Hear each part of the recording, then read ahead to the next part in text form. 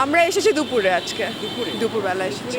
আপু বললো যে সবাই আসলে ভালোবেসে আপনাদেরকে বিভিন্ন খাবার দিয়ে যাচ্ছে। জি, রাস্তায় আমাদের সে দুপুর থেকে আসার পর থেকে পিৎজা থেকে শুরু করে মিষ্টি, চিপস, আমাদের সোডা থেকে শুরু করে সব কিছুই আমাদেরকে সবাই এসেছে দিয়ে গিয়েছে। আমাদেরকে অনেক মানুষ নিজের থেকে এসে হেল্প করেছে ভলেন্টিয়ার হিসাবে আর কি। জি, আসলে আগামী দেশটাকে আপনি কিভাবে দেখছেন, কেমন চান? যেভাবে আমাদের ছাত্ররা বলেছে যে আমাদের দেশটা আমরা স্বাধীন চাই, আমরা এই স্বাধীনতা চাই, আমরা ন্যায় বিচার চাই, আমরা চাই যে দেশে কোনো ধরনের করাপশন না থাকুক, কোনো খারাপ কিছু না হোক। আমরা বিদেশে যেভাবে দেখি, মালয়েশিয়া দেখি, ইন্দোনেশিয়া দেখি, এরকম চাই যে আমার দেশটাও যেন ওরকম একটা পর্যায়ে যাক। সবাই বলছে আমাদের দেশটা সবুজ শ্যামল, অনেক সুন্দর, কিন্তু এটা আমরা যত্নে রাখতে পারছি না। এবং অন্যান্য জায়গায় আমরা জানতে পারি বাংলাদেশ একদম পরিবেশ এতটাই খারাপ যে ব্যবহারের অযোগ্য একটি দেশ।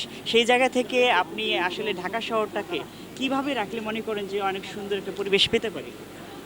এটা একটু বেশি বলে ফেলছেন যে ঢাকা শহরকে অযোগ্য। অবশ্যই না, আমার দেশ আমার কাছে অনেক প্রিয়।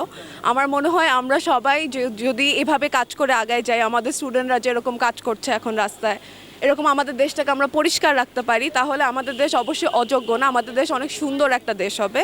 বসবাসের অযোগ্য বলা হয়েছে, যাতে এত পরিবেশ খারাপ ছিল, দূষিত ছিল, সেই জায়গা থেকে এখন হ্যাঁ হ্যাঁ এটাই যে সবার নিজের থেকে আগে স্টার্ট করতে হবে, যে আমি যদি আমার আশেপাশে পরিষ্কার রাখি, আমি নিজে যদি খারাপ কিছু না করি, তখন একজন একজন করে যদি সবাই এটা করা শুরু করি, সবাই একসাথে মিলে আমরা হলো দেশটাকে অবশ্যই পরিষ্কার করতে পারবো। দূষণ থেকে শুরু করে সব কিছু আমরা দূর করতে পারবো, এটা কোনো বিষয় না। আমার কয়েকদিনের মধ্যে মানুষ বলতেছে যে ছাত্ররা যেভাবে রাস্তা নিয়ন্ত্রণ করছে, পরিষ্কার রাখছে, তাতে মানুষ প্রচণ্ড হ্যাপি।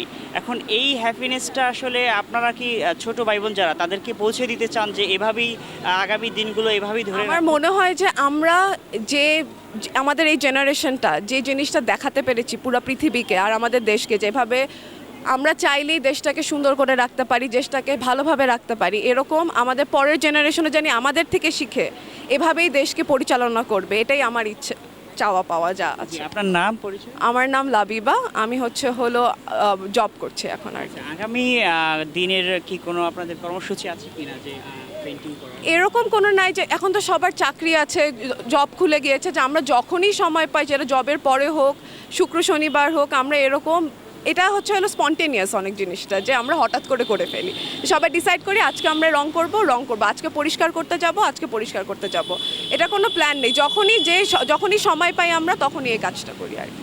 মানে আমরা সর্বশেষ বলতে পারি যে আসলে আমরা সকলেই দেশকে ভালোবাসি, কিন্তু এই ভালোবাসার সুযোগটা পাচ্ছিল না, এবং সবাই বাক স্বাধীনতার যে সুযোগটা সেটাও পাচ্ছিল না।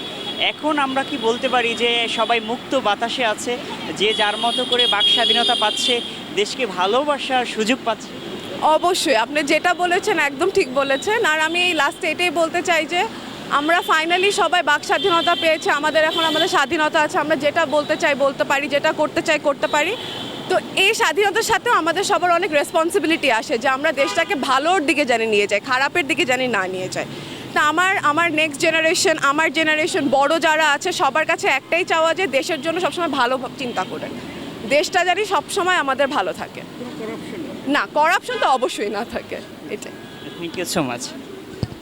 জি, আমরা আসলে ওনার সঙ্গে যে কথা বলে বুঝতে পারলাম যে আসলে এখন ছাত্র জনতা দেশকে অনেক ভালোবাসে, এবং সেই ভালোবাসার জায়গা থেকে তারা স্বেচ্ছায় বিভিন্ন সুন্দর কাজ করছেন, এবং পরিবেশমূলক কাজটাও কিন্তু তারা ধরে রাখার চেষ্টা করছেন।